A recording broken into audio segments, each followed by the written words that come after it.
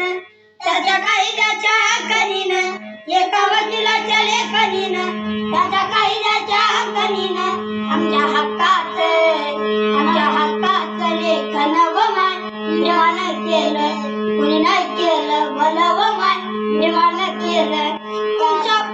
तुमच्या पोराने शाळेत शिकावं असलं आचारीला मुकावं. आज सभेमध्ये भाषण व माय निर्माण केलं. कुणी नाही केलं भलं व माय निर्माण केलं.